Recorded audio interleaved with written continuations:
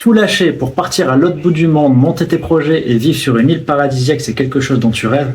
Et ben Arnaud et Nadia, c'est ce qu'ils ont fait. Un couple suisse qui est parti en Polynésie française avec ses 3 enfants pour monter 2 projets. Un projet en physique sur de l'agricole et un projet en ligne sur l'intelligence émotionnelle. Moi, c'est Gauthier, coach, investisseur, entrepreneur, mais surtout voyageur.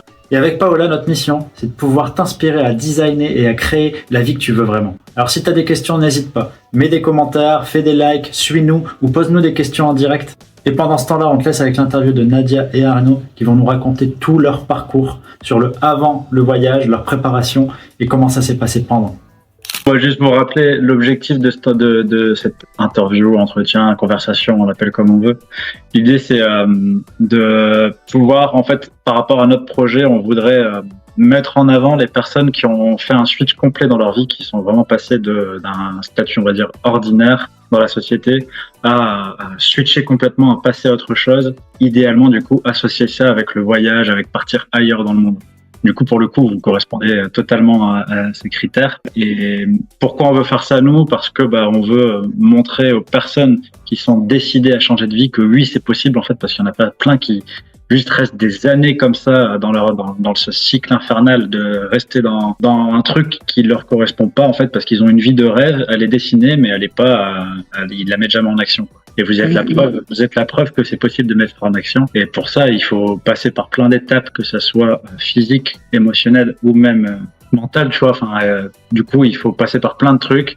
Et l'idée, c'est de savoir comment est-ce que vous avez fait sur toutes ces étapes-là. Si vous pouvez juste vous présenter rapidement, savoir qui vous êtes. Alors moi, je m'appelle Arnaud Muller et puis je suis suisse. J'ai 36 ans. J'ai fait une formation de cuisinier à la base. J'ai toujours eu l'envie de voyager avec mon métier, mais ça s'est pas forcément présenté comme ça dans ma carrière ou dans les choix que j'ai faits. Et j'ai décidé de partir à l'armée. Après avoir fait mon apprentissage, j'ai fait 15 ans militaire professionnel dans l'armée suisse. J'ai instruit beaucoup dans les cuisines et surtout du leadership, du management pour les cadres. Okay. J'ai mis ma carrière dans tout ce qui était le renseignement militaire et communication. Et à côté de ça, je me suis toujours formé à côté parce que je me suis toujours dit que l'armée, c'était pas une finalité en soi. C'est juste que ça me plaisait. Puis je me suis éclaté dans ce métier pendant les 15 ans que j'ai fait ça. Et je voulais garder une valeur sur le marché du travail. Et à côté de ça, j'ai fait plusieurs formations comme formateur d'adultes, spécialiste en tout ce qui est leadership management. Puis j'ai terminé avec un MBA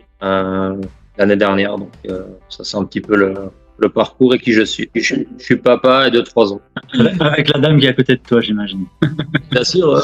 Je suis Nadia, je suis suisse, j'ai 35 ans. Alors moi, j'ai commencé en tant qu'assistante en pharmacie, préparatrice en pharmacie, Okay. pour finalement travailler dans le milieu du handicap. Mais j'ai jamais vraiment trouvé ma voie, j'ai jamais vraiment fait ce que j'avais envie de faire. Pour moi, c'était le fait de partir était un peu ce nouveau départ qui allait en fait m'enlever tous ces conditionnements et tout ce qu'on.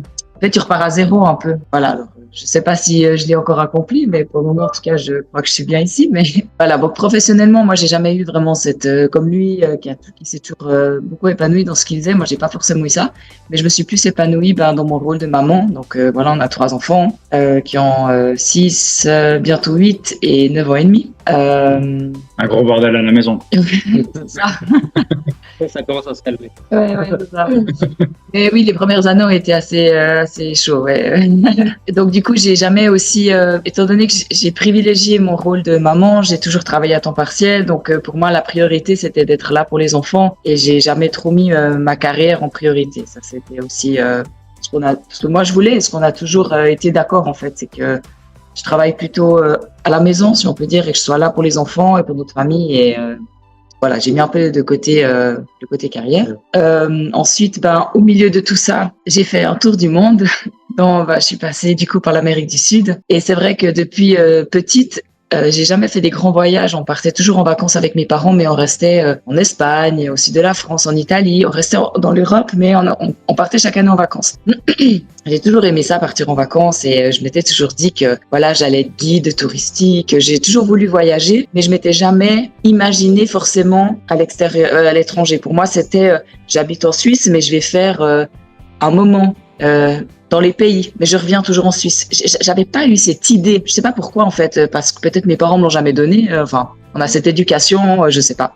J'ai jamais eu l'idée en fait de partir vivre à l'étranger. Et après, quand on s'est connu avec Arnaud, qui lui avait cette idée aussi de voyager avec la cuisine, que moi j'aimais voyager, c'est vrai qu'il y a eu un peu des idées qui ont germé, mais c'était pas encore trop ça, je crois. Et lui est parti justement au Kosovo en peacekeeping avec l'armée. Pendant ce temps, moi je suis partie faire ce tour du monde seule. Et je pense que c'est là que vraiment ça a germé de ton côté, ça a germé du mien, où là je me suis dit mais en fait moi je vais partir vivre ailleurs. J'avais envie d'aller faire du bénévolat, d'aller travailler pour des ONG. Enfin cette idée un peu de partir, contribuer mais à l'étranger. En fait c'est ça, quand tu vois un petit peu tout ce qui se passe ailleurs et que tu sors de ta Suisse qui est si bien rangée, organisée, tu te dis ah ouais mais en fait je pourrais apporter ailleurs quoi, avec simplement j'avais pas je suis pas infirmière, je suis pas médecin et tout, mais je pense qu'avec ma personne j'aurais pu apporter quelque chose. Et après on s'est mariés, enfin, je suis rentrée, il est rentré, on s'est mariés, et parce qu'on était déjà ensemble, on s'est connus très jeunes, hein. J'avais 15 ans, il avait 16 ans. Oui. Et puis tout jeune à l'école. Ouais. On a grandi ensemble. Et puis quand on s'est mariés, puis que on est venu en Polynésie, que moi je l'avais fait en fait en Polynésie, lui l'a découvert avec moi en voyage de noces. C'est là qu'on a eu ce truc de se dire mais en fait c'est là qu'on veut venir. On va venir quelques temps ici, on va faire 5 ans peut-être plus, on verra, et on fait une expérience ici. Et on est rentré, puis on a eu nos enfants, on a construit une maison, et c'est vrai que l'idée est c'est un peu tassée. Et puis après il y a le Covid, et c'est là qu'on s'est dit mais en fait, on a toujours ce rêve, mais il faut qu'on le concrétise. C'est maintenant parce qu'on est jeune. Pour nous, ce sera plus facile de partir maintenant. Nos enfants sont jeunes, sont petits aussi, donc c'est plus facile. Alors maintenant, on met les bouchées doubles et puis let's go quoi. Alors il fallait qu'il termine son master. Il a terminé son master et après on est parti. Et je pense que voilà, il y a eu tout d'abord lui le Kosovo, moi le tour du monde, et après notre voyage de noces. Et puis voilà, après tout s'est un peu mis en place. Et c'est là qu'en fait on a eu, je pense, cette idée de se dire, en fait c'est possible. En fait, on peut aller vivre à l'étranger, voilà. Mais je crois qu'avant, c'était pas autant toi avec tes parents que moi, on n'a pas forcément eu cette.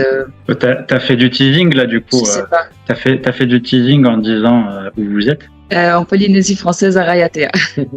Raiatea, d'accord. Donc ça c'est moi perso je connais pas. Tu m'en as parlé Arnaud la dernière fois. Si on veut situer. Mais déjà la Polynésie, tu situes ou... Oui, la Polynésie, oui. On connaît tous Tahiti, les îles du Vent, Tahiti, Moorea, qui sont, on va dire, les icônes polynésiennes à travers le monde. Et t'as des archipels, en fait, en Polynésie. T'as 5 archipels. Et on est dans l'archipel des îles sous le vent, qui regroupe un carcan d'îles qui est Bora Bora, qui est aussi très connu au niveau international, Mopiti, Waine, Taha et Raiatea. Et on est sur l'île de Raiatea, qui est, on va dire, la deuxième plus grande île de Polynésie française.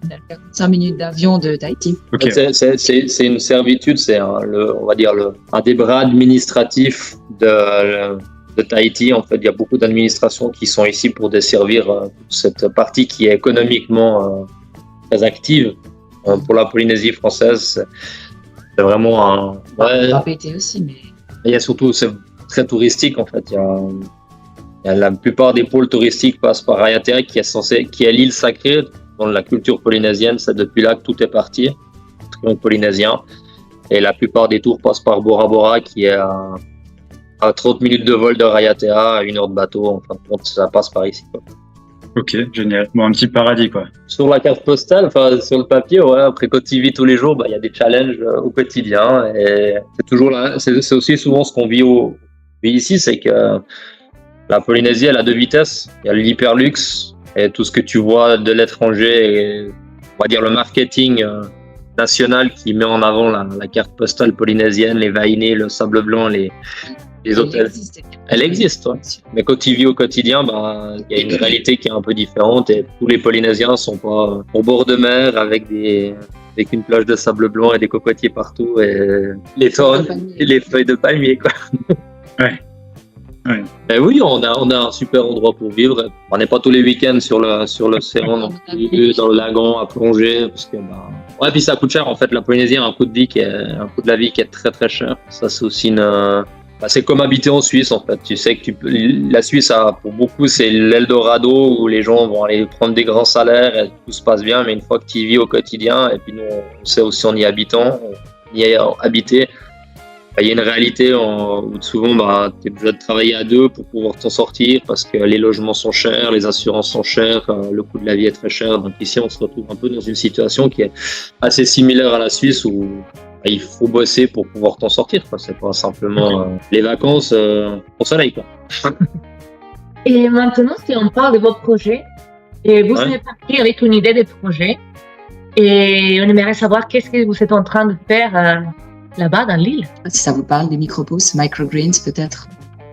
Non plus. En anglais, ça résonne plus. Et en fait, tu connais les graines germées? Oui. Mais alors, c'est le stade après la graine germée. On voit beaucoup, les chefs mettent beaucoup de ça sur leurs assiettes. Tu sais, c'est ces petites feuilles toutes qui sont pleines de saveurs et qui décorent les plats. Donc, on produit des micropousses pour les hôtels, la restauration, l'hôtellerie-restauration ici. Et les particuliers, j'allais utiliser le mot essayer, mais je crois que je ne vais pas le dire, mais on s'engage.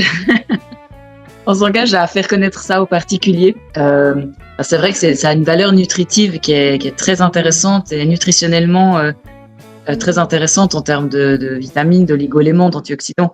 Et voilà, on met ça en avant aussi pour les particuliers, mais c'est vrai que notre clientèle cible, c'est surtout la gastronomie ici, qui a beaucoup d'hôtels de luxe et beaucoup de touristes. À côté de ça, on produit des herbes aromatiques en hydroponie, aussi pour ce même public. Et des fleurs comestibles, mais pour le moment, ça peine un peu. On a des petits soucis de germination, parce qu'il fait un peu chaud, mais on va y arriver. Donc un projet. Voilà, et puis, donc ça, c'est voilà, le projet qu'on avait de base, c'était ça. Et après, Arnaud, voilà. Ce que je faisais déjà en Suisse en formant à distance le leadership, le management, l'intelligence émotionnelle. Donc j'ai pas mal de. Mes clients, la grande majorité sont en Europe. Et puis après, je fais un peu de coaching aussi.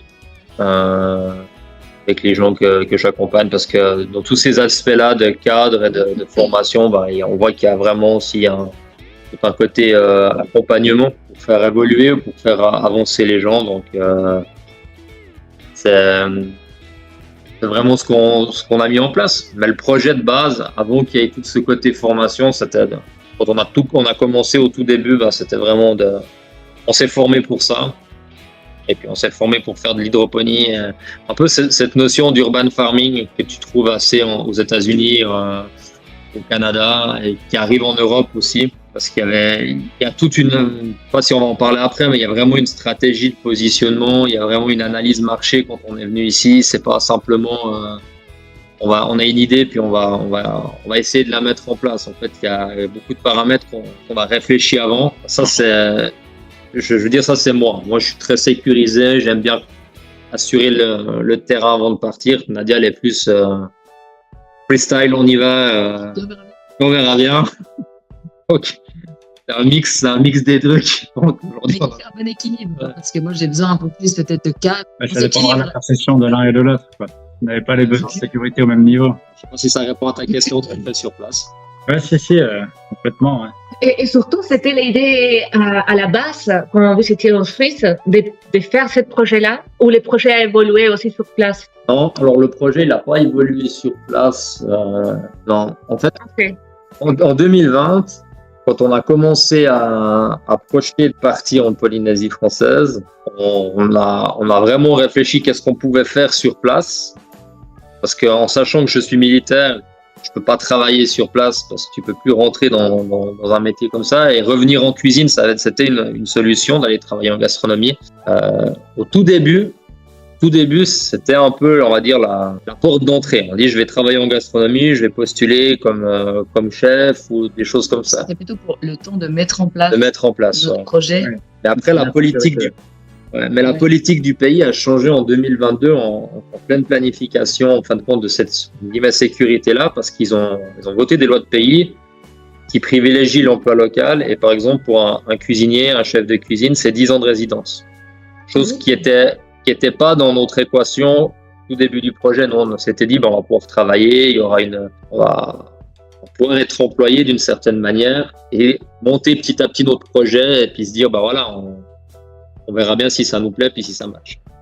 Le fait que la politique du pays a changé, on s'est retrouvés, autant elle que moi, dans nos métiers respectifs, que ce soit les préparatrices en pharmacie ou en cuisine, c'est impossible de bosser. C'est 10 ans de résidence, donc tu fais quoi pendant 10 ans? Tu peux pas t'asseoir on va dire excuse-moi du terme, le cul sur une chaise, attendre que ça se passe en Suisse, elle te fasse vivre, c'est un peu léger comme truc. Surtout que ici, c'est très cher. C'est cher, ouais, non. Ok. Donc, ça, c'est un peu accéléré on était en plein finalisation du projet, on avait déjà fait les formations et tout, mais en fait, ça a concrétisé le fait qu'il n'y a pas d'autre choix que de mettre le pied sur l'accélérateur dès l'arrivée pour pouvoir mettre en place l'entreprise parce qu'on ne va pas pouvoir réellement travailler. Et on avait des économies, oui, on avait une année de battement économique pour dire voilà, on a une année pour mettre quelque chose en place.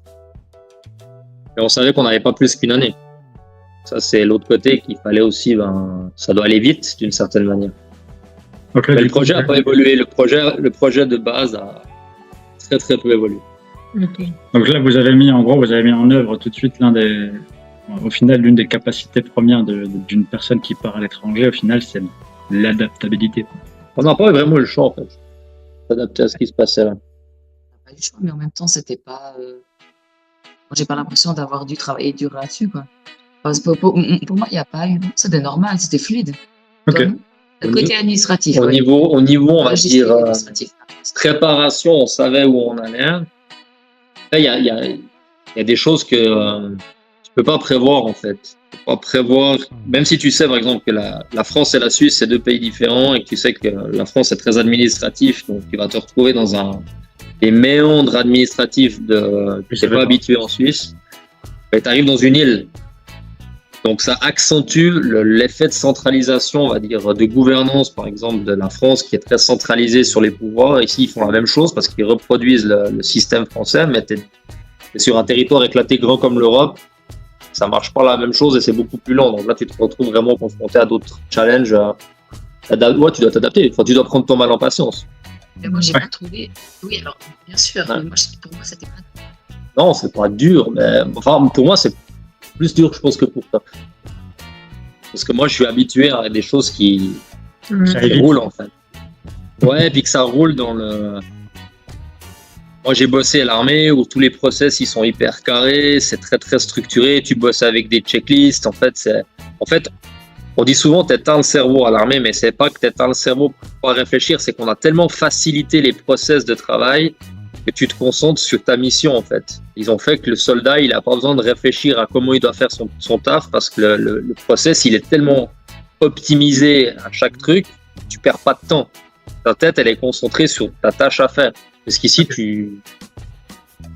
pour moi, c'était challenging de dire, OK, tu dois prendre une demi-journée à attendre qu'un type, il veut bien te répondre. Et puis, s'il est pas là, il est pas là. Et puis, s'il a oublié de te téléphoner, tu retournes le lendemain. Et au début, tu prends ça à la rigolade. Puis après 1 mois, 3 semaines, tu vas toujours voir le même gus. Puis tu dis, ah ouais, j'ai oublié de te téléphoner. Bon, non, ça gonfle un peu. Donc, ouais, il n'y a pas tout que... Pour moi, ça fait pas toujours peur. On est différent. C'est vraiment différent. Mais si on reprend du coup le avant le départ, encore en Suisse, vous avez cette idée qui trotte dans la tête depuis longtemps. Et donc on a compris, vous avez déjà expliqué quelle était votre vie avant. Pourquoi cette décision? La mienne, tu dis, Ouais. bon, je trouve que c'est à peu près la même, mais. Ouais, c'est quoi le déclic quoi, qui a fait que boum, allez, on y va quoi. Ouais, Bah, moi je pense que c'est pas ça, mais moi je pense que tu as perdu ton travail. En fait, tu t'es fait virer. Et tu étais au fond du bac. Ouais. J'étais trop contente d'être Ouais. parce que je pouvais faire autre chose. On n'a pas la même perception, c'est ça qui est mort. Ouais, exactement. Bon, si tu veux, j'ai perdu mon travail parce que pendant le Covid. Ok. Moi, ça faisait longtemps que j'en avais marre de bosser en pharmacie, que je voulais faire autre chose. En fait, j'ai fait cette formation dans l'idée que ce soit un tremplin et qu'ensuite je fasse autre chose. Je l'ai jamais fait. Et là, je me retrouvais, c'était en 2000, c'est Covid-19, donc 2020, ouais. En 2020, et en fait, j'étais toujours dans ce métier qui me plaisait pas, qui m'épanouissait pas. Mais en même temps, ça m'arrangeait bien parce que je pouvais bosser à 30%. Il n'y a pas beaucoup de jobs où tu peux faire ça. Et du coup, je restais là-dedans en me disant, tant que les enfants sont petits, je reste là-dedans. Alors après, c'était clairement une solution de facilité, hein, bien évidemment, mais enfin bon. Et là, on me licencie. Salut. Et c'est là que c'est vrai que sur le moment, surprise bien sûr, mais en fait j'ai été trop contente. En fait, j'ai beaucoup pleuré, mais pleuré en fait de soulagement en me disant mais en fait, ça me libère d'un truc de fou où, en fait, maintenant, tout s'ouvre. Je peux faire ce que je veux. Donc non, pour moi, c'était waouh, trop bien. Et j'ai appelé. Après, je suis sortie. Enfin, le RH là, le directeur des ressources humaines, m'a dit, voilà, écoute, tu peux sortir si tu veux, si tu peux rentrer à la maison. Enfin, ouais. Mais en fait, je pleurais pas par désespoir, c'était plutôt par waouh, c'est le gros truc qui sort, quoi. Donc j'appelle ma copine, je me suis fait licencier, là, ça va. Je dis non, en fait c'est trop bien. Enfin, en fait c'est bizarre, mais je crois que c'est cool. Et puis, enfin, bon bref. Donc pour moi c'est ça vraiment, mais justement parce que pour moi c'était une ouverture et une liberté sur autre chose. Et après il y a eu tellement de trucs à tourner. Ok, alors maintenant tous mes rêves un petit peu professionnels, j'ai envie d'être sage-femme, éducatrice, enfin tous ces trucs. Je dis ok, alors je vais me remettre dans des formations, machin. Et donc il y a eu ce processus là. Et après, lui, il est parti avec l'armée. Il partait souvent plusieurs semaines où il n'était pas là. Et on s'appelait le soir. Voilà, j'avais couché les enfants, il m'appelait et on discutait. Et un soir, j'étais à la maison et je regardais une émission de Thalassa sur la Polynésie française. Puis c'est là qu'il m'appelle. Et puis il me dit tu fais quoi? Puis je dis je regarde une émission sur la Polynésie. Ça me fait trop. J'aurais trop envie d'y retourner. J'ai un peu de nous, c'est papillon dans le ventre, quoi. C'est là qu'il me dit pourquoi on n'irait pas en fait. Enfin, on a toujours dit que ça nous plairait d'aller, alors on y va. Puis c'est là que voilà le cerveau reptilien il te dit tu te dis ouais mais attends, maintenant on a 3 enfants, on a construit une maison, on peut pas faire ça, quoi. Il y a beaucoup trop d'enjeux, c'est pas possible. Et puis dans tout sa simplicité, Arnaud, il me dit, la maison, tu la reloues, puis les enfants, tu les rescolarises là-bas. Il est où le problème? Merci pour ta simplicité. Pardon.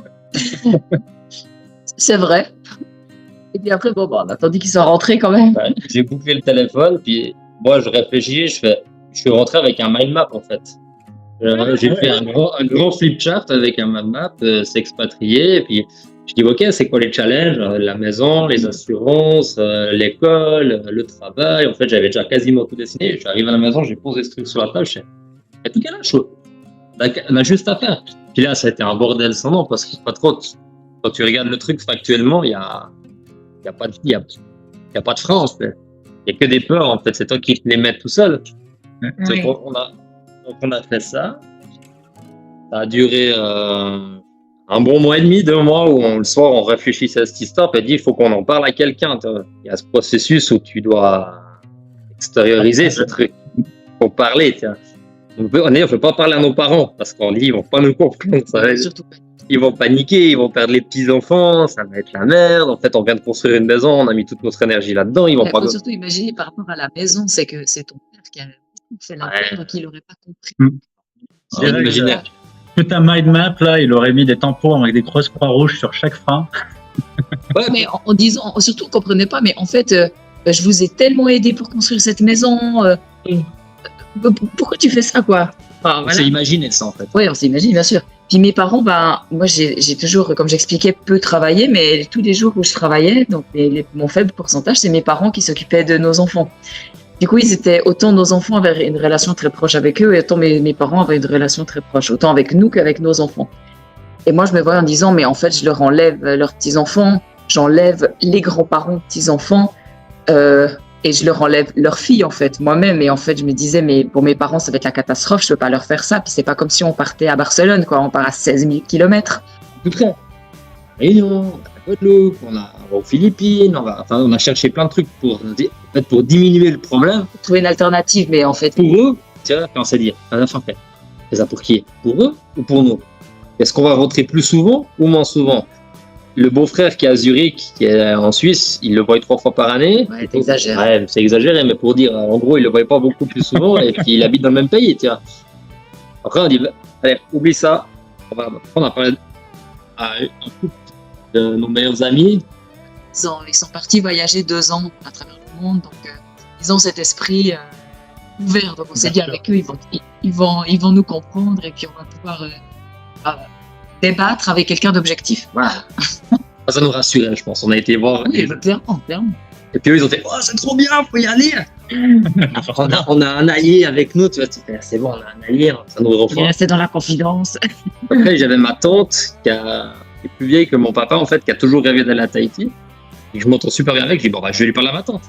Pour savoir ce que mon papa, comment il pourrait réagir, en fait, pour avoir un peu la vie de la sœur sur son frère. Elle a passé 60 ans maintenant, donc c'était quelque chose de spécial de faire ça. Elle avait 20 ans, donc partir en Nouvelle-Zélande avant, enfin.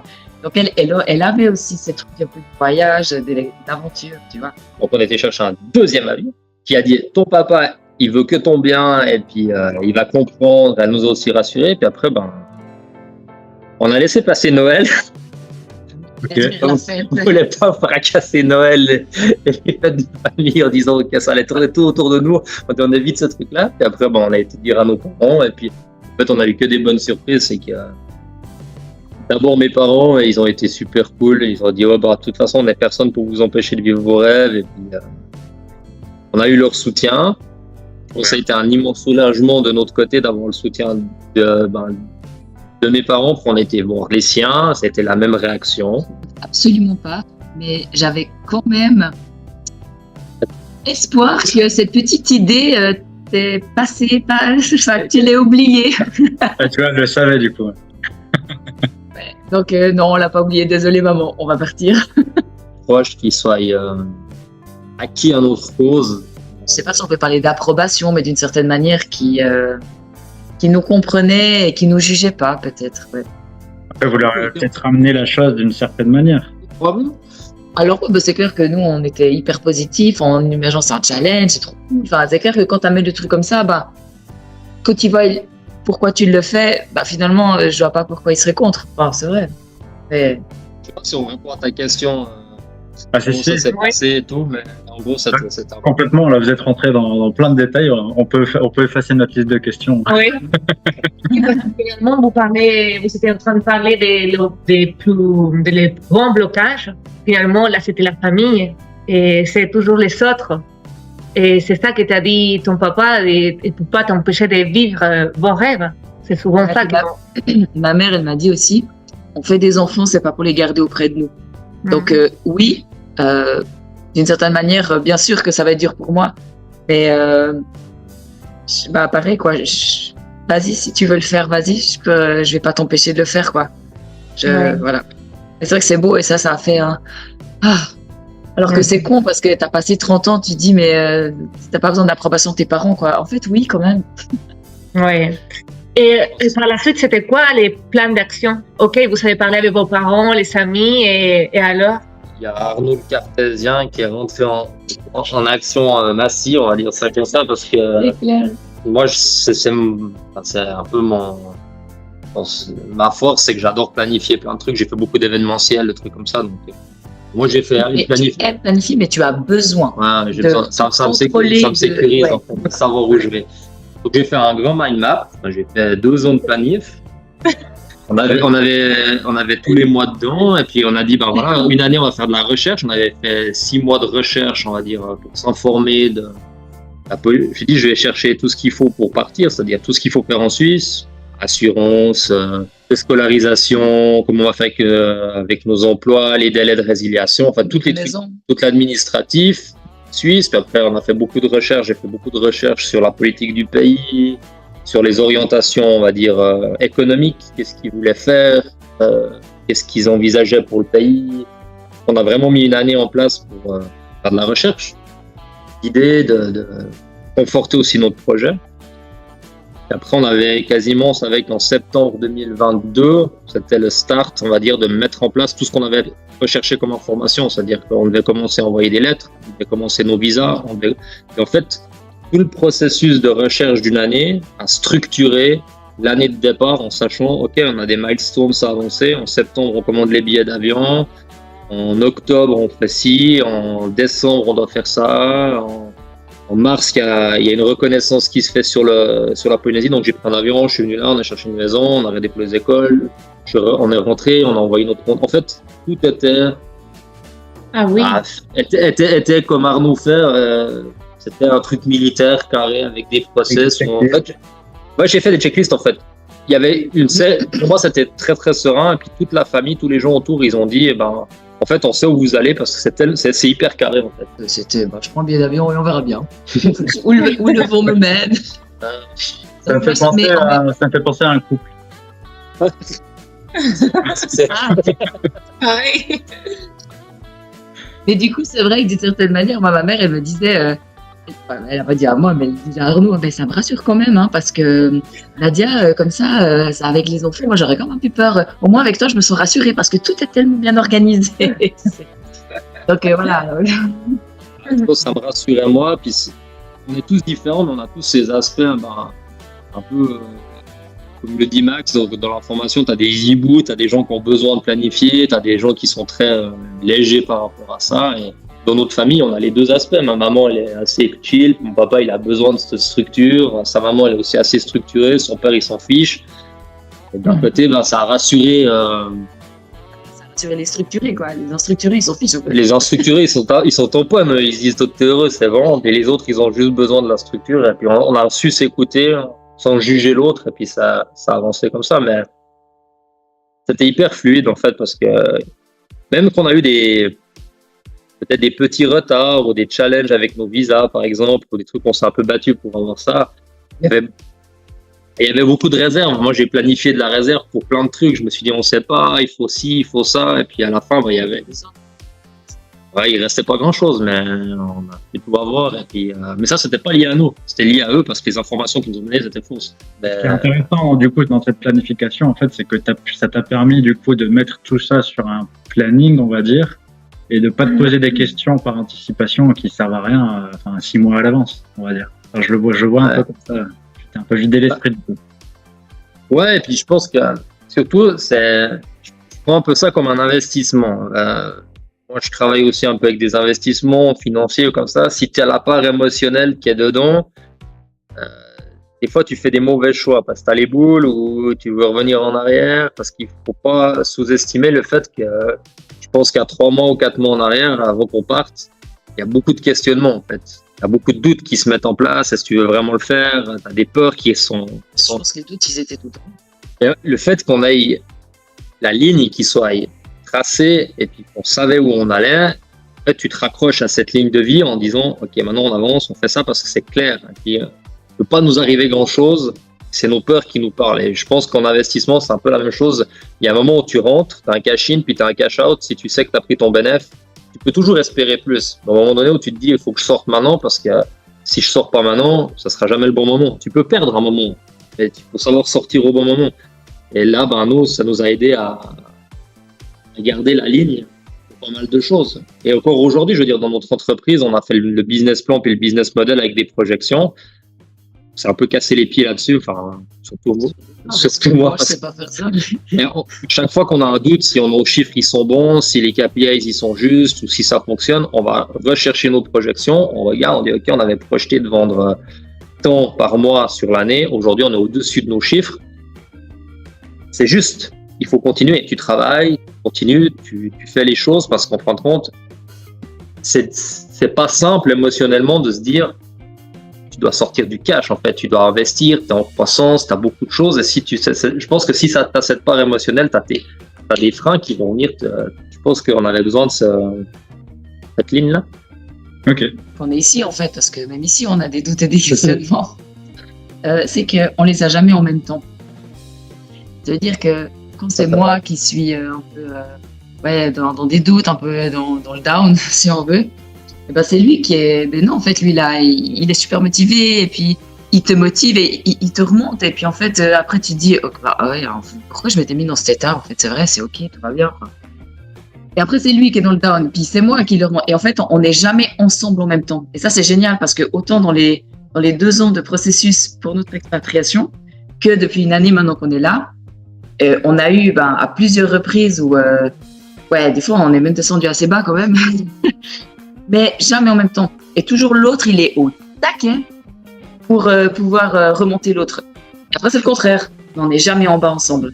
Ou alors, on est en haut ensemble, mais jamais en bas ensemble. Et ça, c'est génial parce que du coup, tu fais vraiment une bonne équipe et tu restes jamais longtemps dans ce down et dans tes peurs et dans tes doutes et dans tout ça et t'avances. Et ça, c'était vraiment riche, je trouve. D'être bien. complémentaires comme ça. Bravo, ça fait un beau couple. Moi, je pense que c'est là aussi, peut-être, je sais pas non plus si tu as des questions par rapport à ça, mais je pense que ça peut renforcer un couple, ça peut renforcer une histoire, comme ça peut faire, ça peut quand même faire des dégâts, ou ça peut fragiliser, je pense, pas mal de choses si t'es pas prêt dans le même état d'esprit, ou t'as déjà des fragilités dans tes histoires, ça peut quand même. Ouais, mais tout c'est basé sur la communication. Bien sûr. Parce que justement, si t'as pas les mêmes envies, les mêmes idées, c'est qu'à la base, t'as pas assez communiqué tes besoins ou ce que tu veux ou ce que tu ne veux pas. Et après, si tu es sur la même longueur d'onde, bon, ce qui était le cas pour nous, bah, il suffit de dire justement, je pense que si tu communiques et tu exprimes je sais pas ce que tu ressens, mais aussi, il y a des choses dont on n'était pas forcément d'accord, des choses, voilà. Et si tout est ouvert, enfin, tu t'ouvres à l'autre comme lui s'ouvre à toi, et que tu peux trouver en fait vraiment l'élément qui sera en harmonie pour l'un et pour l'autre, bah, pour moi, c'est pas un problème. Non. Mais il faut avoir cette relation qui est. Je pense que Pour moi, je trouve qu'on a une relation qui est très harmonieuse parce qu'on communique énormément et on se parle, quoi. Et je pense que si tu as ça, pour moi, ça peut que fonctionner. Du coup, c'est un sujet intéressant parce que c'est un peu ce thème de comment vous avez fait pour vous mettre en accord sur tous les sujets, que ce soit personnel, les enfants, la famille, où on va, qu'est-ce qu'on fait, et ainsi de suite, tu vois. Comment est-ce que vous avez pris vos décisions? Mais on est différents, mais en même temps, on a quand même un peu la même vision, j'ai l'impression. Ouais, alors, on n'a pas la même, enfin, on a le même objectif, mais par contre, on n'a pas le même cheminement. le chemin, le process est complètement différent. Parce qu'on est complètement Mais différents. on a besoin, en fait, je pense que c'est comme dans chaque équipe, même en foot ou n'importe si tu prends un sport, bah, tu as des attaquants, tu as des défenseurs, tu as besoin d'un gardien, tu as besoin d'un coach, tu as besoin d'un remplaçant. En fait, tu as besoin de ces éléments-là dans une équipe. Et aujourd'hui, nos spécificités, nos caractéristiques, on va dire, et compétences individuelles. Donc, je pense que ça fait cette alchimie-là qui match vraiment, vraiment bien. On le dit souvent, on a de la chance. On s'est bien trouvé, puis on arrive à vraiment, on arrive vraiment à se compléter. Je sais pas comment dire, on a pris les décisions, Nadia l'a expliqué, on parle beaucoup. D'un côté, il y a je pense vraiment le côté rationnel de bon côté où je pose les trucs, je dessine, j'écris, je fais 12 000 tableaux et des trucs comme ça. Et puis elle est à côté, elle me fait OK. Puis après, elle te raconte toute sa vie avec ses émotions, ses machins. Puis OK. Mais oui, mais c'est important parce que moi, je suis pas non plus le gars hyper psychorigide, mais pour dire, c'est bien de mettre les extrêmes de. Je suis beaucoup dans le feeling. Je le J'ai sens. vraiment l'impression d'avoir un miroir. Ça m'a fait rire le coaching que tu mettais, où j'étais en observateur, je dis tiens, je connais cette histoire-là, ça me fait marrer. Pour l'anecdote, Ouais, Nadia, on parlait en fait où moi j'avais vraiment l'impression, tu vois, comme tu dis, le même objectif, mais pas le même chemin. Et du coup, Paola est plutôt le papillon qui se laisse porter tranquillement avec le vent, mais qui va toujours réussir à aller où elle veut, tranquillement. Et moi, je suis ça énerve. Ouais. Et moi, je suis plutôt l'aigle qui est là en train de planer et d'attendre juste le bon moment pour vous. Et du coup, c'est pas du tout la même trajectoire, mais tu arrives au même endroit. Et c'est intéressant. Alors, ouais, moi, je m'identifie plus au papillon qu'à l'aigle, effectivement. Toi, je pense que c'est à l'aigle pour le papillon. C'est drôle parce qu'en fin de compte, c'est. Moi, ce qui m'énerve des fois, puis je lui dis souvent, c'est que t'as souvent et pratiquement tout le temps raison. Et moi, j'ai besoin de mettre sur tout comprendre pour dire c'est bon, elle avait raison. Je pourrais l'écouter d'une certaine manière en me disant elle sait, elle doit avoir raison, mais ça me rassure, je pense. C'est pas que je sais, c'est que j'ai 100% confiance en fait. je suis au feeling. Et son feeling, il est souvent hyper bon. Le truc, c'est que t'as vu, enfin moi, mon Je suis parcours, tourné, mais c'est nul. Parce mais laisse comme ça. Mon parcours, si tu veux, professionnel, a fait qu'on m'a éduqué, on m'a appris à voir toujours les worst case scénarios et de faire tout ce qu'il faut pour pas que ça arrive ou pour minimiser ces risques-là, en fait. Et quand tu fais 15 ans dans des institutions, dans des systèmes de pensée où on t'éduque et on te formate d'une certaine manière à travailler de cette manière-là, c'est très très compliqué à être papillon en fait. Moi je peux pas être papillon, c'est un truc pour moi c'est la mort en fait d'être papillon, c'est le truc qui va sauter sur une mine et puis qui va se faire fracasser la tronche. Moi je me dis le gars il est suicidaire d'être papillon en fait. C'est pas concevable dans mon esprit. Et je pense que c'est cette tempérance d'une certaine manière où elle me fait redescendre, elle me fait prendre les choses un peu plus légères, qui font que je suis pas dans cet extrême en permanence, parce que ça serait invivable d'avoir des mecs comme moi tout le temps sur le dos. Je suis pas organisée, je suis pas. Je suis trop bisounours quoi. Je vis un peu dans ce monde de bisounours, tranquillou. On verra bien, ça va aller. Et en même temps, avec des personnes comme moi, t'avances pas non plus. Donc, ouais, c'est ça, c'est vraiment un puzzle qui se complète pour former quelque chose de. Oui. qui marche. Ça match bien, parce que Ouais. Chapeau. Et on parle des enfants maintenant? Parce Yes. que c'est très important dans cette histoire. Et vous C'est êtes vrai. une équipe. Comment ça se passe avec les enfants? Comment ils ont pris les déménagements et tout ça? Alors, bon, tout d'abord, quand on leur a parlé de ça, notre dernier avait 2 ans. Ouais, au tout départ. Donc, à 2 ans, 2-3 ans. Ouais, 2-3 ans. Voilà, pour lui, c'était pas concret. Voilà. C'est une information, mais il l'a entendue, mais je pense qu'il l'a pas comprise. Le deuxième, donc à une année et demie de plus, l'a mieux intégré, mais je pense qu'il voyait pas les conséquences de ce que ça pouvait être vraiment. Donc il était dans l'innocence en fait, dans la naïveté. C'est très bien, hein, sans se poser trop de questions.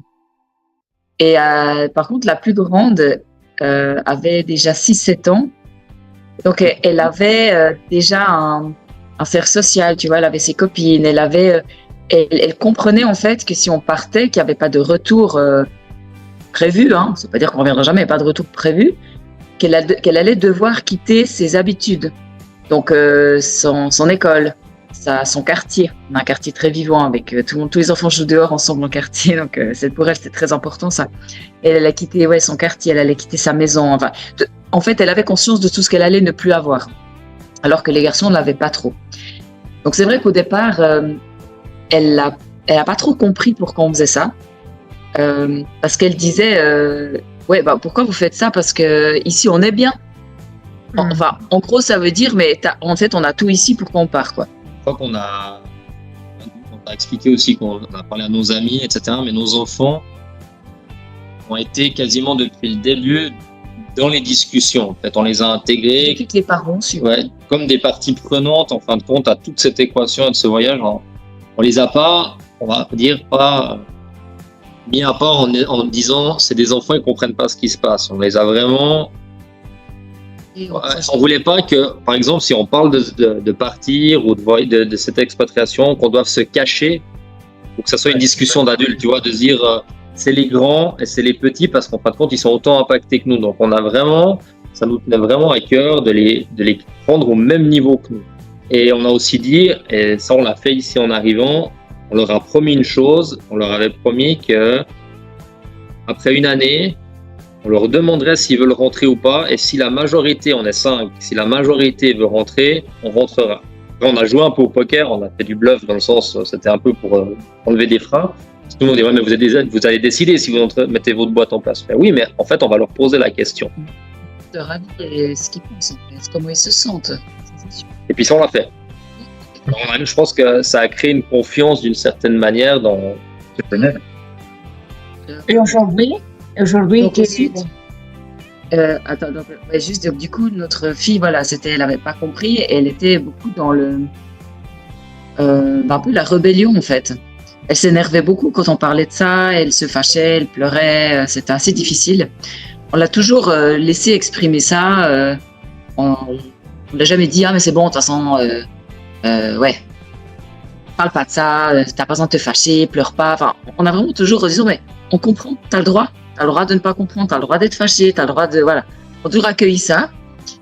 Mais voilà, des fois, c'était quand même assez chaud. Bah, il y a eu des moments où des voisins ou des amis qui nous ont dit, tu vois, ta fille, elle prévoit une fugue le jour où vous partez, elle faisait des cachettes, en fait, elle mettait de la bouffe dans des sacs à dos, elle prévoyait d'aller se planquer le jour du départ. En fait, on a su par des amis. C'était toujours un peu dans le... Ouais, mais c'est quand même des choses, des signaux que Oui. tu dois prendre en compte en tant que parent. On s'est toujours discuté avec elle. On lui a dit, tu sais, si tu pars, par exemple, si tu décides de fuguer, à part faire peur à tout le monde et puis d'aller armer la police et puis en fait essayer de lui faire aussi comprendre que c'est pas une solution de revenir enlever le côté, on va dire, peur et émotion à quelque chose de réel, en fait, de ce que ça va engendrer de faire un truc comme ça. Mais c'était pas simple. La grande c'était pas si simple. Et après, elle est passée elle est passée un peu où elle est en mode passif, passive, où en fait, ça lui coulait dessus. Et puis, si on lui posait la question, alors Lara, tu te réjouis, tu vas partir Non, mais de toute façon, j'ai pas le choix. Enfin, aucune émotion, voilà, de toute façon, je vais y aller, mais voilà, elle restait comme ça. Puis du coup, bah voilà, on était comme un peu, tu peux l'obliger à te réjouir, mais c'était un peu triste, quoi, en fait, de la voir comme ça. Et après, il y a eu un peu, je sais pas exactement qu'est-ce qui s'est passé. Bon, il y a eu quand t'es partie quand même, il y a eu tout d'un coup un déclic où elle a compris, en fait, ce que ça pouvait lui apporter. Le fait de découvrir un nouvel endroit, de découvrir une nouvelle culture, Après, elle était notre meilleure ambassadrice aussi avec ses frères. Elle a mis une bonne dynamique, mais je pense. Bah oui, mais Guillaume, enfin le dernier, s'est jamais trop posé de questions parce que même au moment où on est parti, il avait 4-5 ans. Ouais, il était trop 4 ans. petit. Donc il était trop petit. Par contre, c'est le deuxième à un moment donné. Bah, tu vois, à 2 ans à cet âge-là, ça va quand même, le développement va quand même vite. Donc où vers la fin, enfin quand la date approchait, où là il se rendait compte en se disant mais en fait mon meilleur copain, je le verrai plus, je suis triste. Ça commençait à venir et c'est là, comme tu dis, Lara, elle avait switché, enfin la grande avait switché. Elle a commencé à le prendre en disant ouais mais tu verras, ça va être cool et puis en fait tu pourras lui téléphoner, puis tu pourras faire des Teams et tu pourras... Donc c'est vrai, comme tu dis, ça a été après un bon, elle était notre... Parce qu'elle est partie avec vous en reconnaissance. Non. J'ai fait beaucoup de vidéos, si tu veux. Quand j'étais sur place, j'ai fait beaucoup de vidéos. J'envoyais tous les jours des photos. Je lui montrais. Elle m'a dit, papa, tu filmes les écoles. Je vais voir la rue. Je veux pas voir des photos de plage et des. Ce qu'on voit en fait, Je veux pas voir les cartes postales. Tu me filmes la Polynésie, comment ils vivent. En fait, j'ai fait un peu du street reporting en lui disant, voilà, c'est ça. Il y a des voitures fracassées. Dans l'école, c'est comme ça. Puis elle s'est rendue compte, en fait, la réalité. Et je pense que ça l'a rassurée d'une certaine manière que ça s'est pas. Je pense qu'elle a pu se mettre dans des images. Elle a pu se projeter en fait. Mais elle est passée, si tu veux. Ouais, moi, je pense qu'elle a fait vraiment tout un processus de deuil. De comparer ça à un deuil, en fait, où il y a eu du déni, il y a eu de la colère, il y a eu beaucoup de choses, jusqu'à une certaine acceptation, puis après, bah, tu passes à autre chose. Et ça prend du temps. Je pense que c'est pas à sous-estimer cette violence, d'une certaine manière, de déraciner un emplacement. Et il faut aussi laisser le temps. Bon, pas tout le monde a la même chose, mais je pense de vivre ça en fait. Ouais, je pense pour nos enfants aujourd'hui, on a rétrospectivement, on peut dire qu'on a fait. Moi, je ne ferais pas différemment. Pour moi, on a fait vraiment les choses soft, sans forcer. On a eu le temps de le faire. Il n'y avait pas de stress.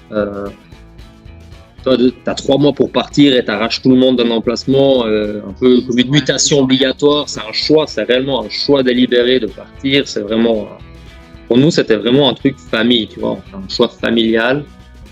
Et on décide ensemble. Et si ça devait être repoussé pour des raisons, je sais pas, de santé ou quelque chose, on aurait certainement aussi peut-être adapté le planning par rapport à certains trucs pour que ça soit vraiment pour tout le monde une expérience. On n'a pas eu besoin de psy, tu sais, tout le monde dit il faut prendre un psy pour voir ça va être difficile, tralala, tralala. En fait, je pense que t'es le meilleur psy pour tes gamins si t'es bien dans ton couple, si t'es bien dans ta manière de voir la chose et dans ta communication avec eux. L'enfant, ce qu'il a besoin, c'est son cadre familial. Du moment où il est avec ses parents et que ses parents vont bien, l'enfant va bien. Donc, ouais. Donc du coup, ben voilà, après on est parti, ils se réjouissaient tous de partir et ça c'était le cadeau. Alléluia. Donc ça c'était cool. Et puis arrivé ici, ben en fait on n'avait jamais beaucoup voyagé avec eux.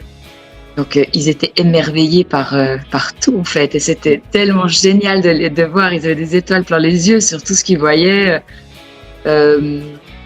La mer, les poissons, le corail, les coquillages, les palmiers, tous les fruits et les légumes, enfin surtout les fruits qu'ils n'avaient jamais vraiment goûté, les fruits, des bananes sucrées, quoi, des vrais bananes. Ouais, des bons trucs. Et c'est vrai que cet émerveillement, on s'est dit, ben voilà, maintenant il y a l'émerveillement, c'est un peu le côté vacances, mais est-ce qu'à un moment donné ça va redescendre?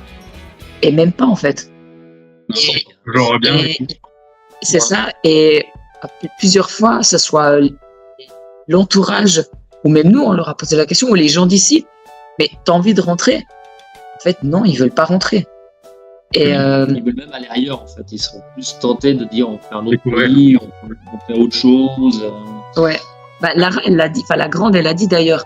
En fait, c'était difficile de partir de la Suisse, mais maintenant je sais comment c'est, donc on peut partir ailleurs, maintenant c'est bon. Donc du coup, ils sont vraiment contents ici, et puis ils sont super bien adaptés. Et, c'est clair qu'ils ont des fois des petites nostalgies des choses qu'il y a en Suisse. Voilà, Lara, elle a ses copines qui sont parties en camp de ski. Ouais. C'est le premier camp de ski. C'était la première fois qu'elle aurait dû aller en fait. Quand elle est en Suisse, elle se réjouissait en disant mais quand j'aurai 10 ans, j'irai au camp de ski. Là, les copines sont parties et elle pas. C'est vrai que tu voyais qu'elle a une petite nostalgie. Mais en fait, elle rebondit super bien en disant ouais, mais moi en même temps c'est cool parce que moi j'ai fait de la plongée et puis moi je vais. Donc en fait, elle a une positivité et puis une résilience qui est, je trouve, à son âge qui est malade quoi. Et du coup, avec ça, elle entraîne ses frères parce que comme c'est la plus grande, ils suivent quoi. Et franchement, c'est hyper cool. Et puis, aucun problème. Maintenant, on sait qu'on va pas finir notre vie ici et qu'il y aura une autre étape. Alors, est-ce qu'il y a où? J'en sais rien. Et en fait, nous, on sait que ça va être son problème et puis que les enfants vont nous suivre. Et puis, eux, ils en ont envie et ils se réjouissent de voir autre chose. Et du coup, pour nous, ça c'est aussi, je pense, un cadeau qu'on a pu leur offrir, c'est cette adaptabilité, de se dire en fait tout est possible quoi. Si tu as envie de quelque chose, vas-y, c'est bon quoi, fonce. Et ça c'est cool quoi. Ce cocon famille, tu sais, noyau, de noyau de. Moi je le répète souvent, on répétait ça aussi avant de partir comme un mantra, mais en fait je leur dis tout le temps, les Muller ça se serre les coudes, tu vois. Dans la projection que en fait ce qu'on leur fait subir ici c'est. Subir. Oui, mais j'utilise des mots durs, mais en fait c'est pas simple aussi. Tu montes une entreprise, tu as beaucoup d'engagement, il y a de la fatigue, il y a du stress, il y a des doutes et on n'est pas toujours aussi autant disponible qu'on aimerait l'être aussi avec nos enfants parce que voilà, il y a ce qu'il y a ici. Oui. Et ils sont très résilients en fait, ils sont avec nous, ils commencent à développer aussi des réflexions un peu business, ils posent des questions sur les marges, comment tu gagnes de l'argent, qu'est-ce qu'il faut. En fait, on crée plein de petites synergies comme ça. Et quand ça va pas bien, ou bien qu'on a besoin d'un coup de main, par exemple, je sais pas, on fait la vaisselle, puis qu'ils veulent pas faire ça, on revient aux bases. En fait, les Muller, ça se serre les coudes, on est là pour s'aider. Puis après, ils se jouent au jeu. En fait, tu crées vraiment une espèce de cocon où t'es puissants ensemble. Et ça, c'est important en fait. Aussi, parce que Avertie, elle se fait des copines facilement. Elle est très sociable en fait. Et le deuxième a un peu plus de mal à se faire des copains, c'est un peu plus difficile pour lui, il est plus introverti, socialement c'est un peu plus compliqué. Et elle l'a beaucoup pris sous son aile en fait dans les premiers jours d'école parce qu'ils sont dans la même école. Et puis c'est ça, où elle lui disait écoute, moi j'ai aussi mes copines, j'ai pas forcément envie qu'à chaque récréation tu viennes avec mes copines, mais de temps en temps il n'y a pas de problème, mais peut-être pas tous les jours, mais d'accord, demain tu peux venir avec moi. Donc, en mettant quand même un peu ces trucs, parce qu'elle dit, moi, j'ai pas envie de t'avoir toujours sur le dos, donc elle a le droit aussi de donner ses limites, mais en disant, ok, c'est ok, je comprends que c'est difficile pour toi, alors viens un peu jouer avec moi des fois. Et ça, je trouve que c'est cool de développer ça aussi entre eux, d'être, d'un peu dans cette entraide, cette compassion, et puis se comprendre, en fait. Puis maintenant, il a ses copains, et puis il n'est plus à toujours le saouler à chaque récréation. Elle l'a saoulé. C'est vraiment cool. Ouais. Une belle expérience. Ils sont bien adaptés. C'est aussi pour les gens qui, si tu partages ça ou ça, c'est que les gamins s'adaptent vraiment bien. fait, ils ont une capacité d'adaptation qui sont. Enfin, je pense qu'on peut beaucoup apprendre d'eux. Et ils ont une résilience. Enfin, si toi t'es bien, je dis. Ouais, ça dépend toujours de toi comment tu es, hein, je sais, parce que. Je dis ouais, mais ils rentrent à la maison. Puis quand je te disais l'autre jour que tu cherchais ton nid ou comme ça, pour moi, c'est vraiment le cercle familial, c'est eux. Parce qu'ils savent qu'il y a la sécurité, elle est là. En fait. La stabilité, elle est entre nous. Et eux, derrière, ils s'adaptent à une vitesse. C'est juste... c'est vraiment barge, en fait. Ils sont vraiment cool à voir et t'apprends beaucoup d'eux. Ce qui est top aussi, pour parler d'adaptation, les enfants s'adaptent bien, mais nous, ça nous permet aussi de mieux nous adapter parce que, en fait, grâce à eux, tu fais plein de connaissances et tu rencontres plus de monde. Et tu lis plus facilement des contacts, tu lis des amitiés et en fait, ça, voilà, il y en a une, je sais pas, il fait du taekwondo, il fait de la gym, il fait du foot, tu vas les amener à l'école et ça t'oblige en fait, tu rencontres du monde automatiquement et ça t'aide vraiment à créer des liens et à te sociabiliser parce que il me semble qu'on est des êtres, on est comme sociables, mais c'est pas si évident que ça en fait. Te faire comme des amis, de sortir. Enfin, tu vois, ici, il n'y a pas grand-chose, tu peux pas vraiment sortir. En fait, il y a rien pour sortir ici. Tu peux pas te dire, on va, il y a un pub, un bar, et puis du coup, on va rencontrer du monde. Il y a rien ici. Donc, les enfants, je trouve que là, c'est l'élément qui fait que, ça nous a permis, surtout au départ, de connaître du monde. Après, ces gens que tu connais te font connaître d'autres, bien sûr. Après, c'est domino, mais au départ, les premiers liens qu'on a eus, c'est quand même grâce à nos enfants. C'est ce risque-là qui fait que le fait qu'ils aient ces interactions extérieures, ça évite qu'on s'isole. Ça évite qu'on s'isole nous parce qu'en fait, on pourrait très bien être heureux. On a notre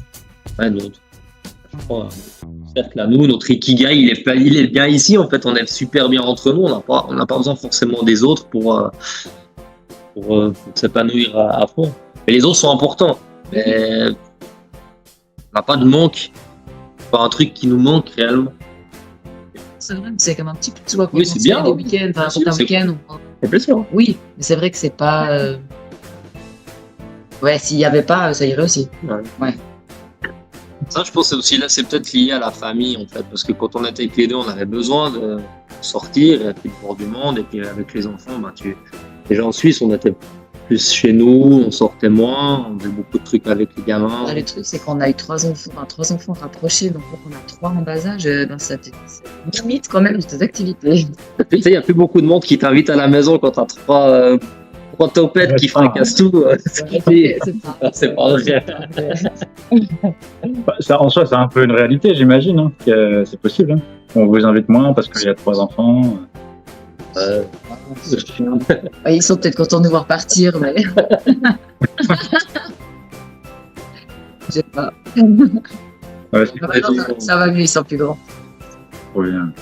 Et du coup, là, vous avez évoqué quand même on a évoqué, je pense, les plus gros freins. C'était c'était votre maison. Après, c'était votre entourage, vos parents. L'école. Après, c'était les enfants avec l'école et ainsi de suite. C'est vrai qu'on n'a pas parlé d'école. Et est-ce qu'il y avait un autre frein éventuel qui pouvait se poser Dans le travail, comment? C'est quand même un truc où, je prends pour moi, qui a toujours fait une activité qui me plaisait. En fait, te dire moi, j'ai jamais eu l'impression de réellement travailler. En fait, j'adore. Il y a eu des jours un peu où ça te fait chier d'aller parce que, voilà, comme partout, c'est des journées sans, mais on va dire que le 98-99% du temps, j'ai toujours eu énormément de plaisir à faire mon boulot. Et je m'épanouissais vraiment dans ce truc-là. Donc, ça, c'était dur, en fait, de quitter quelque chose où tu sais que tu t'éclates. Donc, tu dois.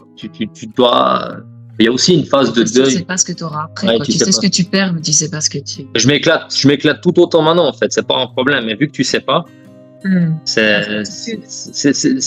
te projettes, tu dis ouais, mais je vais perdre quoi et tout ça. Puis après, il y avait de nouveau, c'est réglé, donc tu y vas. Et maintenant, je m'éclate aussi, dans le sens où je me fais super plaisir. On fait vraiment des trucs, on fait ce qu'on a envie, on est avec nos enfants, on développe quelque chose. C'est vraiment. Beaucoup de semaines où j'ai passé seule avec les enfants, et il n'était pas là, donc on vivait en fait assez séparés quand même. Elle aurait plus été bon, on y va et puis on verra bien. Et pour moi, toi, il y a le côté aspect responsabilité. Tu fais pas que 2 en fait à partir. Tu prends toute ta famille avec. Et eux, ils ont strictement rien demandé. Dans le sens, ils n'ont pas demandé de vivre dans la précarité. Ils n'ont pas demandé tous les jours, ils disent tu peux pas avoir le minimum à manger sur la table. C'est des choses en fin de compte que je me sens, ça m'a faisait peur et je me sens responsable, même si elle me dit on est 2, mais pour moi c'était jusqu'à maintenant c'est toujours moi qui était la source de revenus principale de la maison et c'est une responsabilité qui était quand même pesante sur le côté financier. Comment t'as fait pour te sécuriser, pour te sentir de nouveau, on a notre maison, on a fait en sorte de pouvoir racheter ou d'hériter un troisième bien immobilier avant de partir. Mes parents nous ont légué quelque chose avant de partir parce que j'ai approché mon papa à ce niveau-là. En fait, je voulais lui acheter un appartement, mais il voulait être fair play avec mes frères et mes sœurs. Donc, en fait, il nous a légué à chacun un appartement en avance. On a fait une avance de voirie. Okay. Parce qu'il m'a dit, il garde ton fric, tu feras ça quelque chose ailleurs. Donc, aujourd'hui, on a encore un petit trésor de guerre qui est sur un compte pour pouvoir faire quelque chose. On est en train de regarder pour investir sur un autre bien immobilier, justement, pour faire du rendement. En fait, c'est toute cette stratégie financière qu'on a mis en place qui nous a, en fin de compte, assuré pouvoir vivre ici, on va dire, décemment. Aujourd'hui, on sait que ce qu'on a en Suisse fait qu'on a sur le minimum du minimum ici, on peut vivre. On a un toit pour un manger. Donc, on va dire la sécurité financière, elle est assurée de cette manière. On n'a pas la liberté, pas rien faire. En fin de compte, aujourd'hui, on est un peu bloqué sur notre caillou à Rayatea parce qu'on n'a pas les moyens de voyager plus que nécessaire. On n'a pas se payer réellement de vacances encore parce qu'on ne gagne pas assez d'argent ici. Mais au moins, on va dire, le gîte et le couvert sont assurés pour la famille. Et je pense que moi, j'avais besoin de m'assurer que tout le monde n'allait pas mourir de faim et puis qu'on puisse avoir un logement décent et puis que ça compte. Ça, okay. C'est good et puis en fin de compte il fallait quand même tout le monde n'est pas pareil, mais moi ça aurait été difficile, réellement ça aurait été très difficile psychologiquement et émotionnellement de vivre avec cette insécurité financière, ça aurait été très très compliqué. Ok, ouais, donc là c'est ton côté du coup investisseur rationnel qui a permis vraiment d'aider sur ça et de poser les bases et de partir sereinement. Ouais, alors tu vois, on a eu souvent des discussions aussi où on avait l'impression de se priver en Suisse ou de faire comparativement à d'autres amis qui étaient tout le temps en vacances, qui étaient tous les 2 week-ends sur des activités payantes avec les enfants. Et des fois, tu as une certaine frustration de te dire on gagnait bien notre vie, mais on ne faisait pas autant de choses. Puis, moi, je projette toujours à 3, 4, 5 ans ce qu'on peut faire. Et aujourd'hui, je suis très heureux de dire, en fait, compte, certains nous disent vous avez de la chance. Non, c'est pas une question de chance, c'est vraiment réfléchi. Il y a une réelle stratégie de financement derrière. Et puis aujourd'hui, on sait que si on veut aller plus loin, on a déjà tout qui est en place. En fait, c'est toutes ces sorties que vous n'avez pas faites comme vos potes en Suisse qui vous permettent aujourd'hui de vivre sereinement sans forcément avoir besoin de taffer, quoi. Ouais, c'est ça. En fait, encore aujourd'hui, on bosse beaucoup, faut pas se cacher, on fait des grosses journées, mais pour moi, c'est des journées de plaisir. En fait, on est en train de créer quelque chose, on est en train de développer un truc. C'est très plaisant. Alors, je pense qu'on est ce qu'on voulait. On est allé chercher de vivre en famille, d'avoir du temps avec nos enfants.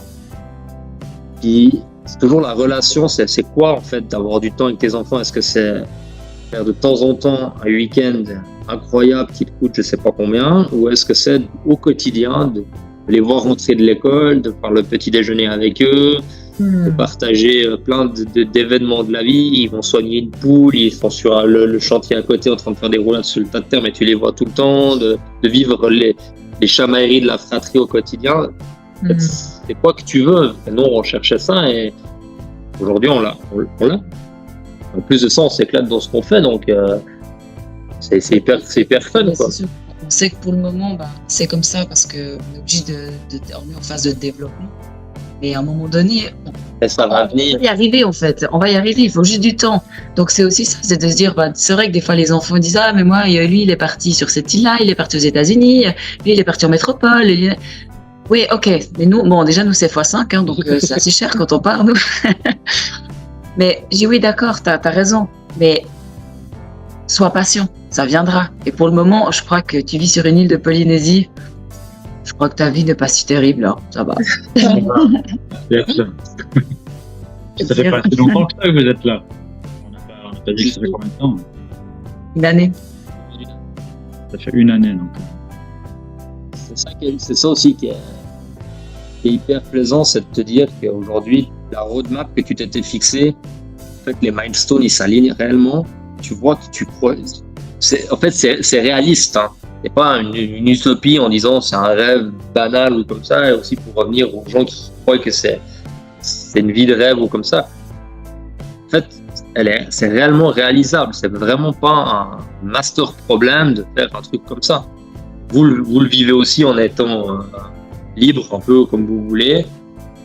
En ayant fait on avait discuté la dernière fois avec toi, Gauthier, et Paula, en disant voilà, vous avez créé aussi des choses à côté, des investissements, des choses comme ça. En fait, aujourd'hui, c'est pas réservé à une élite ou à des gens. En fait, c'est toujours l'idée que tu te mets. Est-ce que est-ce que tu veux vivre sur un yacht avec des hélicoptères et puis comme une star d'Hollywood dans n'importe quoi, ou est-ce que tu veux vivre en fait sans prendre le chou, en étant prisonnier d'une certaine manière de ton taf, en étant malheureux, en te levant tous les matins? Moi, je dis souvent, c'est quand même triste que tu as des gens qui se lèvent et qui passent les 3/4 de leur vie dans un job qui leur fait chier, quoi. Moi, ça me rend dingo. C'est ça, avec ça, tu n'as même pas vraiment de temps pour dépenser l'argent que tu gagnes. C'est un concept que j'ai vraiment de la peine à assimiler. Alors, j'ai eu peut-être de la chance que jusqu'à maintenant, même si j'étais employé, j'ai adoré ce que je faisais, puis j'étais pas contraint. Mais et puis tu étais bien payé. J'étais très bien payé. Mais aujourd'hui, en continuant en fait dans ces chemins-là, je me dis que arrêtez de vous torturer en faisant quelque chose que vous n'aimez pas, quoi. Faites quelque chose qui vous plaît, et puis arrêtez de rêver de vivre une vie incroyable, mais vivez votre vie de rêve que vous voulez vous faire. C'est un peu bateau comme sortie, mais c'est écologique, c'est vraiment réalisable, c'est réellement réalisable. On n'est pas fils de milliardaires, on n'a pas des un petit village perdu de Suisse. Je pense qu'on n'a pas consommé l'instantanéité. En fait, on veut que la société, elle veut nous faire tout le temps consommer l'instantanéité. Il nous crée des besoins qu'on n'a pas forcément besoin tout le temps au quotidien. Et si tu arrives à résister à certaines tentations, je trouve, de société, de gens qui veulent te faire miroiter que c'est ça la vie, tu peux avoir beaucoup plus, en fait. C'est pas facile. Tu peux trimer. Hein? Je t'ai pas entendu, Nadia. Je dis c'est pas facile de pas résister à ça, parce que bon là du coup on s'éloigne peut-être un peu, mais quand on parlait de cette période où on faisait attention pour vraiment mettre de côté pour pouvoir faire cette expatriation, t'as quand même toujours les copines qui font leur petite story Insta, WhatsApp, machin, avec ils sont allés ici, ils sont allés là, ils sont allés manger au resto là, ils ont fait ce festival, ils sont allés en week-end ici, et puis ils ont offert le super truc, le cadeau d'anniversaire, machin. Même si tu te dis c'est pas ça la vie, t'as quand même le truc où tu te dis ah ouais, moi en fait avec ça, j'ai passé le week-end à aller me promener à la forêt aux champignons avec ma famille. C'est sympa, c'est peut-être un peu moins fun, quoi. Alors Arnaud il adore aller aux champignons. Et alors on faisait beaucoup d'activités, mais des petits trucs gratuits, quoi, des balades, des trucs, et c'était super sympa. C'était des moments de qualité, bien sûr, mais c'est vrai que tu te compares en fait toujours aux autres, à ce que les autres font, et puis des fois, les enfants se comparaient aussi. C'est vrai que les parents, j'ai l'impression qu'ils ont toujours un petit peu cette compétition de ce qui fera la meilleure fête d'anniversaire avec la meilleure déco. Tu sais, la déco sur tout le thème Spider-Man, avec le gâteau en pâte à sucre de 3 étages. Et puis, tout le monde repart avec un cadeau comme ça à la maison. Puis, en fait, toi, tu peux juste te dire, bon, c'est pour faire une fête, invite tes potes, on fait une petite forêt noire et tout se passe bien, tu vois, mais... Exactement. Et en fait, de la même manière, et ça coûte 10 fois. Mais c'est dur en fait d'expliquer aux enfants que t'as pas besoin de ça. Et toi en même temps, est-ce que tu es au clair avec ça? Tu vois, tu le transmets à tes enfants, mais est-ce que toi vraiment tu es au clair avec ça? Et pour moi, c'était pas simple. C'est vrai qu'Arnaud était toujours à me dire, mais ouais, arrête de t'es toujours en fait tu te frustres en fait pour des trucs qui sont pas nécessaires. Et ici c'est un peu ça aussi. Et c'est vrai que ça c'est peut-être une difficulté. Quand tu dis on est différent, moi j'ai ce côté truc cartésien, en fait, strictement rien à carrer de ce que les autres peuvent penser. Et ça passe mais 25 millions de kilomètres au-dessus par rapport à ça. Tu vois, je sais où je veux aller. C'est mon gros problème, c'est que c'est tellement clair que moi, c'est une perte de temps de cramer de la ressource pour faire ce genre de truc, en fait. Puis, à côté de ça, elle me dit, c'est important, tu sais, pour les enfants. De temps en temps, on fait. Je suis pas dans l'extrême. Non, c'est clair, mais j'en ai zéro. Et à côté, je pourrais dépenser des milliers d'essence et un jour, j'ai un truc qui me passe à travers la street, puis il faut que je fasse ça, tu vois. J'ai pas de limite, mais entre deux, il n'y a pas de petit. C'est pas le moment, quoi. Justement, j'ai pas l'impression d'être super extrême. Non. Mais c'est vrai que moi, j'aurais plaisir si je me promène dans une petite boutique, un truc qui me plaît, qui me fait plaisir, ça me ferait plaisir de me l'acheter. Ouais. Encore une fois, c'est un reflet, hein, tu vois, c'est des trucs comme ça. Paola qui va acheter un truc et moi qui dis, mais est-ce que tu en as vraiment besoin? C'est la pire question. Non. Ouais, ça fait plaisir. Je range les porte-monnaies, j'ai compris. Elle fait, mais ça fait plaisir, je fais. Ouais, mais c'est au contraire, c'est tellement passager en fait. Moi, j'arrive pas. Enfin, j'ai un pote, il adore les godasses. Tu sais, il achète des chaussures chaque année, il a, je sais pas combien de godasses dans son truc. Je fais, pourquoi t'as toutes ces chaussures?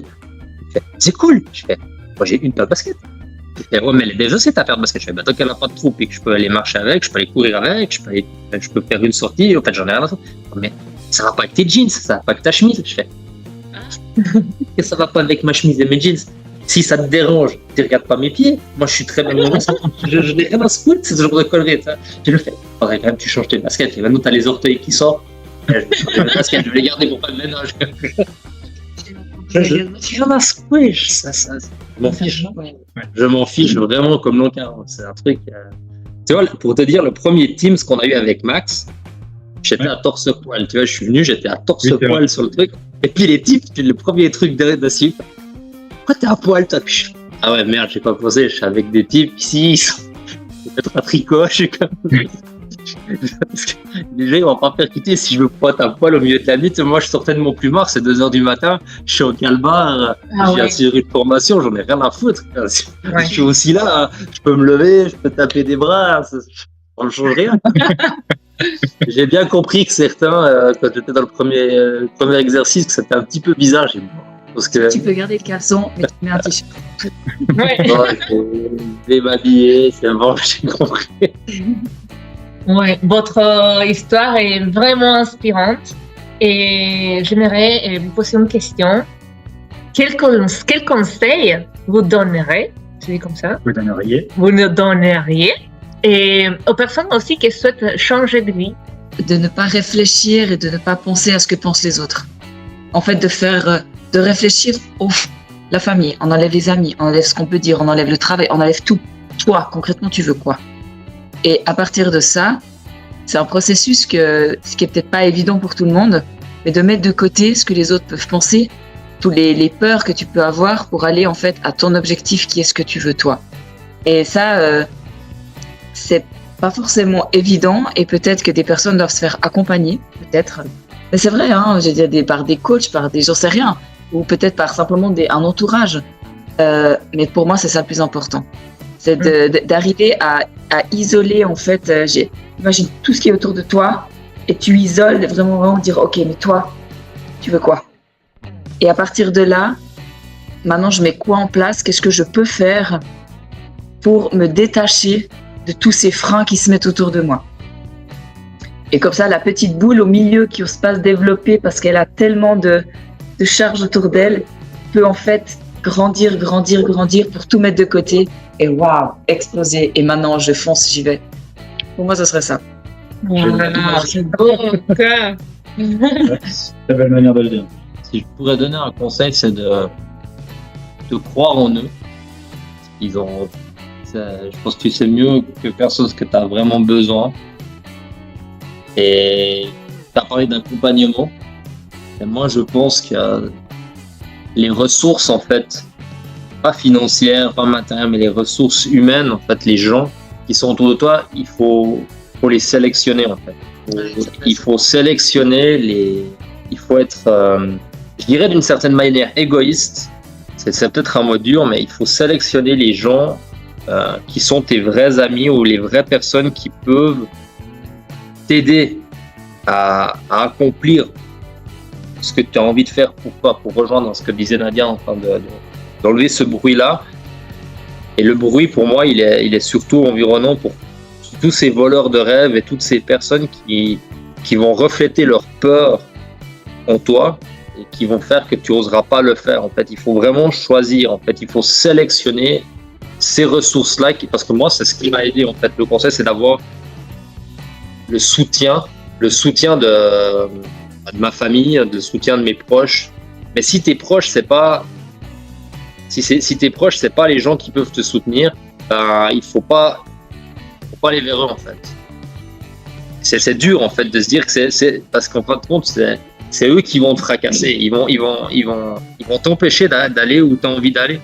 Et ça, c'est moi, mon conseil, c'est prends-toi et prends les bonnes personnes autour de toi. Ça, je pense que c'est pour beaucoup de choses dans la vie. Que ça soit en business, que ça soit en couple ou des choses comme ça. Des fois, tu as des personnes qui sont toxiques, il y a des personnes qui sont pas bonnes et qui font que tu fais pas les bonnes choses parce que tu les écoutes eux. Ça, c'est... Elle voulait pas en parler parce qu'elle se disait, moi j'en parle, moi ça me touche. Et pour moi, c'était dur en fait qu'elle n'en parle pas. C'était tabou, fallait pas en parler. Autant on allait dans sa famille, et c'était alors vos projets, vous en êtes où? Et puis en fait, on parlait que de ça, quoi. Et chez moi, on n'en parlait jamais. Et elle me posait jamais la question. Et alors, vous en êtes où? Et puis ces visas, comment c'est? Vous avez trouvé une maison? Bien, rien. Et moi, ça me pesait en fait d'une certaine manière parce que je voyais bien le problème, je voyais bien la gêne. Et au bout d'un moment, je lui ai dit en fait, mais il m'a fallu du temps pour lui dire. Je dis mais maman, en fait, pourquoi tu m'en parles pas? Il est où le problème en fait? Est-ce que tu m'en veux? Est-ce que, et là, elle se met à pleurer, puis elle me dit mais tu sais, en fait, le fait de pas en parler, finalement, ça me protège, ça me fait mal d'en parler, puis puis c'est là que j'ai dit, mais maman, c'est le moment de pleurer en fait. Hein. Tu sais, ça fait longtemps, je pense que tu avais ça sur le cœur. Et puis, déballe tout, tu as le droit d'être triste. Et je comprends, il n'y a pas de problème. Je vais le faire, mais tu as le droit de. Ouais, tu as même le droit de m'en vouloir en fait. Et ça fait du bien en fait qu'elle lâche. Mais il a fallu que je lui dise. Et moi, ça m'a fait du bien aussi. Parce que tu as lâché un peu le truc. Et donc, quand tu es un peu une maman, tu peux pas c'est pas comme des amis que tu dis eux finalement c'est pas forcément des bons contacts, je m'éloigne. Mais une maman, ça reste une maman. Tu peux pas. Et je trouve que peut-être de percer l'abcès, j'ai attendu trop longtemps pour le faire et je pense que j'aurais dû le faire bien avant pour elle la libérer d'une certaine manière et moi m'en libérer pour qu'après on en parle. C'était jamais autant Guilleret que chez Arnaud, hein, c'est clair. Mais elle en parlait plus ouvertement et puis elle ça lui a fait du bien. Et aussi, qu'on ne comprenne pas avec la famille dans le sens où il faut les évincer ou pas les utiliser, pas les prendre en considération, mais c'est plutôt de s'entourer. C'est souvent ces personnes-là, je trouve, qui ont des impacts très très forts dans ces changements de vie radicaux. Et oui, mais il faut vraiment essayer, je dis vraiment en termes d'essayer, c'est de trouver les bons mots pour pouvoir. Ça doit être des partenaires, ça doit être vraiment des gens avec qui tu dois les avoir de ton côté parce que mais ils sont pas obligés d'être d'accord avec toi. Non, ils doivent pas être d'accord, mais ils doivent être avec toi dans le sens où si c'est eux qui te sabordent, moi j'ai l'impression que c'est quasiment voué à l'échec parce qu'en fait, tu auras trop d'attaches émotionnelles vis-à-vis de ces gens qui sont importants et c'est normal qu'ils soient importants dans ta vie, je pense. Et c'est pas à sous-estimer ces ressources-là. Je pense que les gens, c'est pas un truc à sous-estimer. Ouais, personne qui surtout la famille proche comme ça. Et ça, pour moi, c'est un paramètre qui est très très important. Le côté humain, il est hyper important. Top. Merci pour vos retours. On aurait encore 1000 questions, mais ça fait déjà un moment. On a encore ça sûr, il est tard pour vous. Oh, mais si vous avez encore des questions, on y répond, il n'y a pas de problème. C'est vous. Hein. C'est très bien. C'est déjà pas mal, franchement. Merci beaucoup. Okay. Ultra inspirant votre histoire. Ça fait vraiment plaisir d'échanger encore plus avec vous et de vous connaître encore plus.